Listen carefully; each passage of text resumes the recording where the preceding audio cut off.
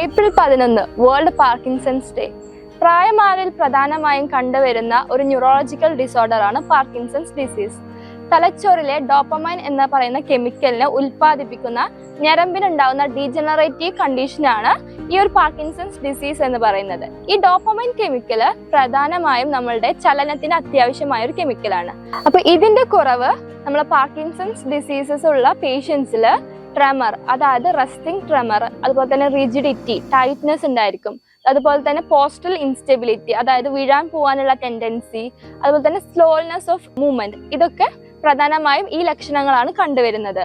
അതുകൂടാതെ തന്നെ advanced Parkinson's ഡിസീസസിൽ നമ്മൾ ഷോർട്ട് സ്റ്റെപ്പിംഗ് ഗേറ്റ് ആയിരിക്കും പേഷ്യന്റിനെ കാണിക്കുക. അതുപോലെ തന്നെ മാസ്ക് ലൈക്ക് ഫേസ് ആയിരിക്കും, അതായത് എക്സ്പ്രഷൻസ് ഒന്നും ഉണ്ടാവാത്ത ഫേസ് ആയിരിക്കും ഉണ്ടാവുന്നത്.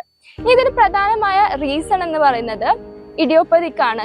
കറക്റ്റ് റീസൺ എന്താന്ന് കണ്ടെത്തിയിട്ടില്ല. എന്നാൽ genetics, poison exposure, long term use of psychiatric medicines, ഇതൊക്കെ ഇതിനൊരു റീസൺ ആണ്. സ്റ്റിഫ്നെസ്, ചലനമില്ലായ്മ, അതുപോലെ തന്നെ ക്ഷീണം എന്നിവയ്ക്ക് പഞ്ചകർമ്മ ചികിത്സകളും മെഡിസിൻസും ആയുർവേദത്തിൽ ലഭ്യമാണ്.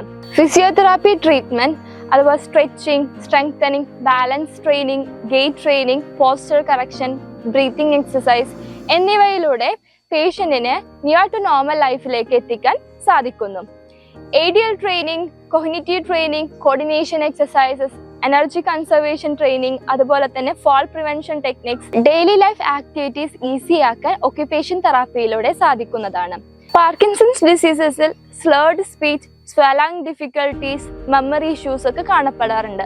അതിന് സ്ലേർഡ് സ്പീച്ചിന് നമുക്ക് പേസിംഗ് ആൻഡ് ടാപ്പിംഗ് ടെക്നിക്സ്, അതുപോലെ തന്നെ സ്വലാങ് ഡിഫിക്കൽട്ടീസിന് സ്വലാങ് തെറാപ്പീസ്, മെമ്മറി ഇഷ്യൂസിന് നമുക്ക് റിമൈൻഡിങ് ടെക്നിക്സ് ഒക്കെ സ്പീച്ച് തെറാപ്പിയിലൂടെ പ്രൊവൈഡ് ചെയ്യാൻ പറ്റും. പാർക്കിൻസൺസ് ഡിസീസസിന് ഒരു സപ്പോർട്ടീവ് ട്രീറ്റ്മെന്റ് ആയി നമുക്ക് റിഫ്ലക്സോളജി ആൻഡ് അക്യുപഞ്ചർ കൊടുക്കാവുന്നതാണ്. പാർക്കിൻസൺസ് ഡിസീസസിൽ ഉണ്ടാവുന്ന സ്ലീപ്പ് ഡിസ്റ്റർബൻസ്, ആൻസൈറ്റി ഇഷ്യൂസിനൊക്കെ ഇത് വളരെ എഫക്റ്റീവ് ആണ്.